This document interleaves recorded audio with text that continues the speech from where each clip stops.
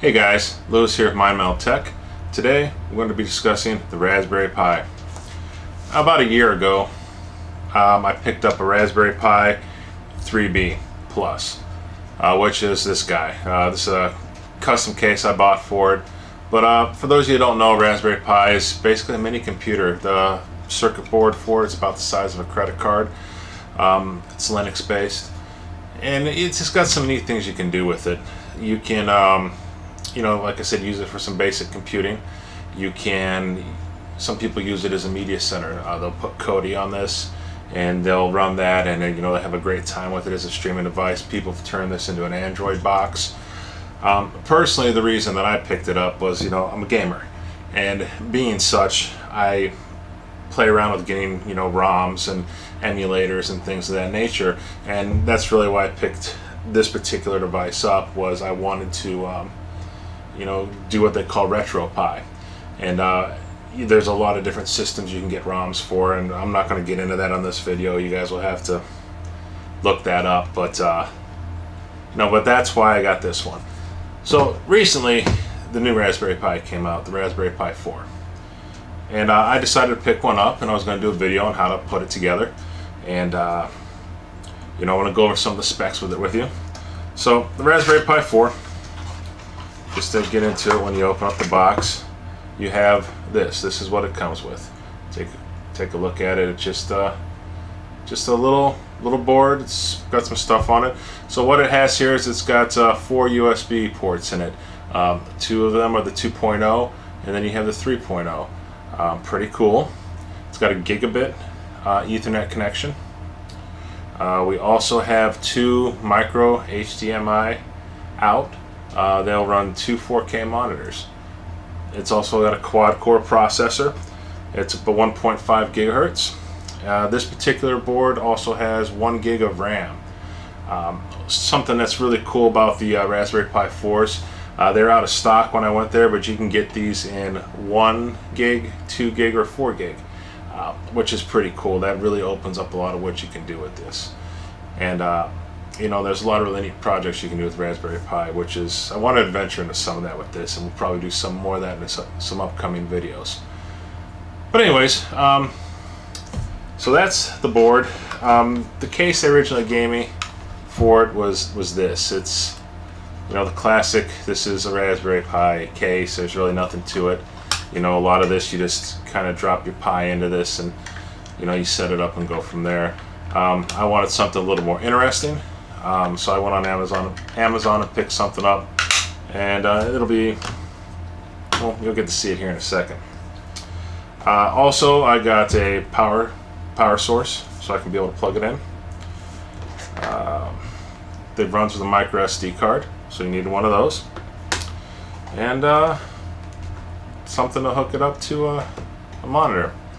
So that being said, like I said, I want to show you how to put this together. Unfortunately, I can't show you how to do RetroPie with this because the RetroPie has not set up for this yet. Hopefully it will be soon, because that'd be kind of cool. I mean, I'm sure there's going to be all kinds of things I could do with it. But yeah, without further ado, let's get to this.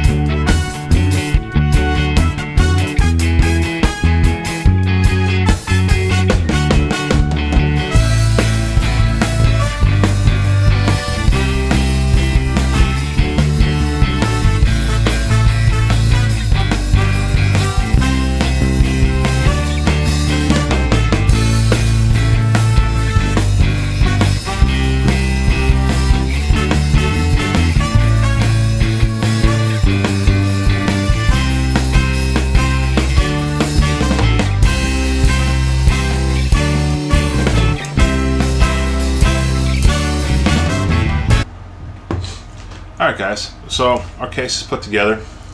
Now, should I prefer this as opposed to this? Now this is just, it's too plain to me. I mean, this one, it looked kind of neat. It's acrylic, you can see through it. It's got a fan. The fan's not necessary. That comes with heat sinks. As you can see in my old Raspberry Pi, there is no fan.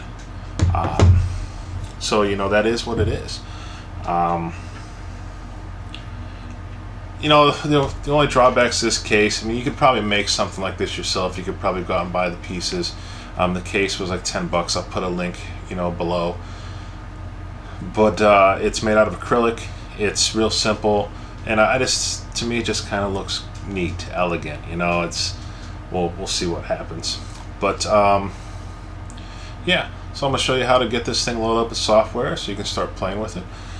Just bear in mind, like I said before, this is something where there's a lot of different projects and things that you can do with it. I recommend, if you want to it's great for kids. Also, if your kids are going to be getting interested in computers, get them something like this. And there's all kinds of projects and stuff you can do online. There's robotics, getting into programming. Highly recommended. They also sell things like this book, the Raspberry Pi's Beginner's Guide. It's got some good stuff in it also. But like I said, I'm going to put links to a bunch of things down below, so if there's stuff you're interested in, go for it. Like I said, it's good for kids that are starting to learn, or even adults. One of the things that they want to upgrade to one of these newer Pis is, there's some things I want to learn. I really don't know much about programming or Linux or anything like that. And, I recently purchased a 3D printer, which we're going to be seeing here shortly. I might want to try to get into doing some robotics, maybe making some pieces, put them together, and have this be the brain and make it move.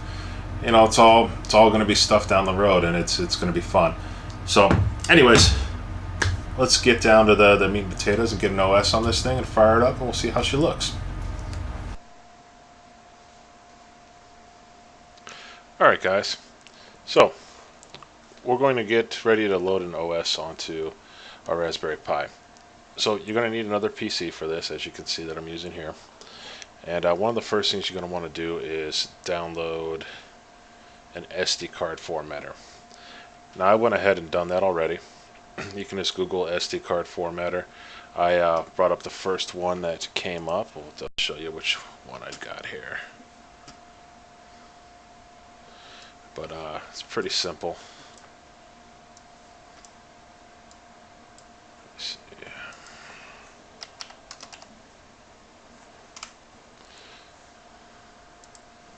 So anyways, I just went to this first one here, SD memory card formatter. Went ahead and downloaded it. Not too bad, but you can just come down here, you can select Windows, and or Mac if you have a Mac, and just kind of go from there.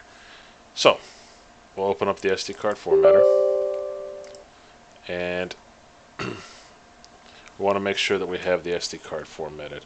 If I look into here, right over this area, USB drive G, that's where the SD card is. So go ahead and make sure that's selected. I usually do overwrite format. You just click the format and just let it do its thing. That could take a couple minutes, depending on what you have going on. So we'll let that run, and we will come back when it is finished. Alright, after you're done formatting, you're going to get a message like this. Just go ahead and click OK, and you can go ahead and close that. You're all formatted and ready to go. So what we're going to do next is we're going to go to the Raspberry Pi website. So we're going to go here, and this is where we're going to get our OS. So this website's got a bunch of stuff on it that's pretty cool. You can see their products. They have blogs. The downloads. Obviously, there's community forums, education products. Like you can click here, and they have projects that you can end up working on. Like you can build a robot. Just all kinds of different stuff. There's just information here, and there's tons of free information available online for things that you can do with the Raspberry Pi. So that being said, we're going to go down here to downloads. And we're going to download Noobs. Noobs is pretty good stuff here, and it'll get you started. You can pick whether you want Noobs Lite or just, Noobs. Excuse me. But yeah, we're going to go with Noobs. Go ahead and click that. Start your download.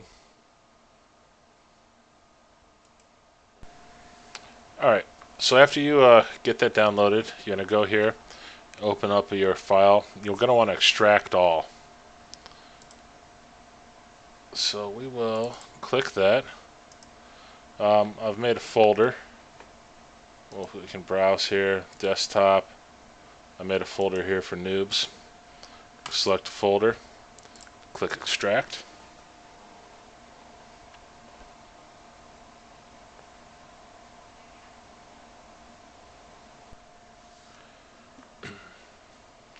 Alright, so after you've extracted the files, what you want to do is you want to go into your folder here, and you basically want to copy all of this stuff. Go ahead and copy. Go down to your drive, paste it. Probably take a couple minutes. Just let it go through and do its thing. After that, you'll be able to pop the card into your Raspberry Pi, and we should fire it up and see what happens.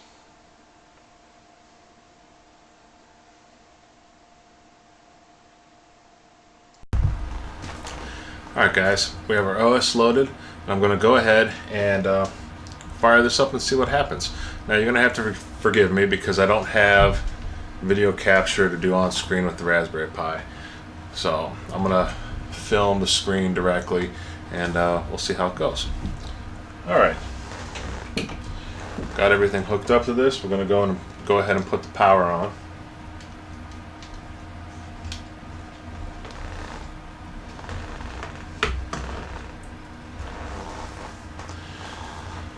Now, one of the things with the Raspberry Pi is, like I said, I'm going to always recommend buying a better SD card or micro SD card. One of the ones that I like to use personally is the Sony Evos. I've had some really good luck with those. I had initially bought a cheap card, and this didn't fire up. So I had to go out and I had to get a Sony Evo, and now here we are, going good as new. Alright guys, so after this gets loaded up, you're going to have a couple of options here. One option is going to be Raspberry, the full version, and then something else. I always just pick the full version Raspberry. So you go ahead and you'll click that, and click install to give you a warning, and it'll say, hey, do you really want to install this operating system? Well, duh. So you go ahead and click that, and you'll let it do its thing. So I'm going to let that run, and then when that's finished, we're going to go through some of the other setup. Something that's really cool about this device is it has Bluetooth. It also has Wi-Fi.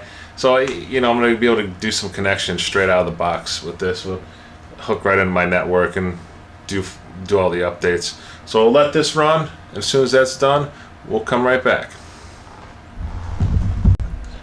Alright guys, we're back. So after the OS is installed, you're going to run into this. It's going to say, hey, it's been successfully installed. You can go ahead and click OK.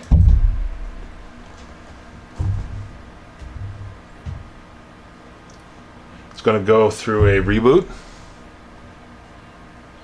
Get your little raspberries in the corner. That's kind of neat.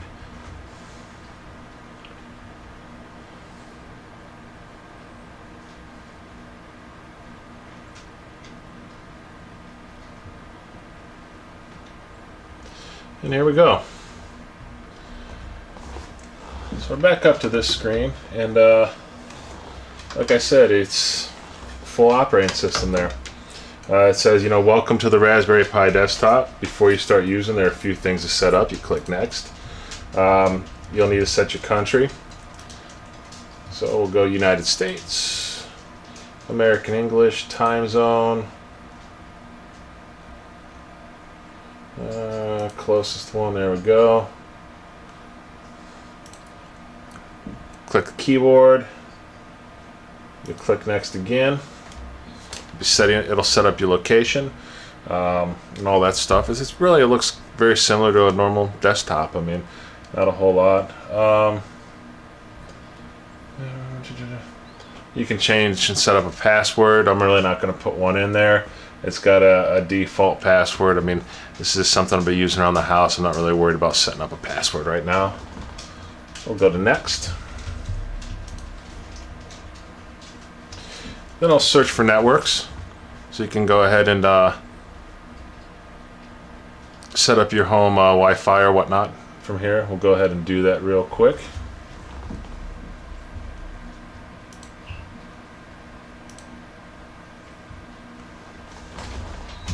Go ahead and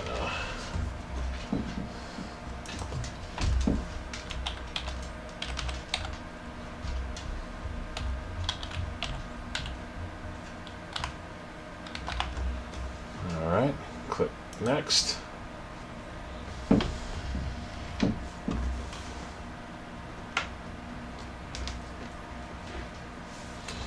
All right. So after you get all that set up, then it's going to ask you, if you want to go ahead and check for updates and things of that nature. You always want to do that. All right.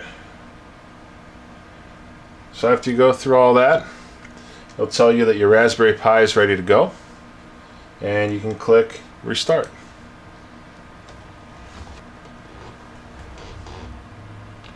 Perfect. Now we're set up. We have our Wi-Fi. You can see up in the corner. Actually, maybe you can't. You can see up here in the corner. It'll have your Wi-Fi. Your Bluetooth settings, things of that nature. Like I said, overall, it's a pretty good little system. Default screen there. So, anyways, guys. So that was my setup for the Raspberry Pi. I hope that you enjoyed it, and we'll be making some more videos here soon. So, a couple things. I will be giving away Raspberry Pi 3 at the end of the month. So if you like this video, go ahead and like and share it. Make sure you subscribe. I'm looking to build a channel, and I can't do that without you guys. So please subscribe, like, and share. At the end of the month, I'm going to give away Raspberry Pi. I'm going to load up some software on it. It'll be pretty cool. I'm sure you enjoy it.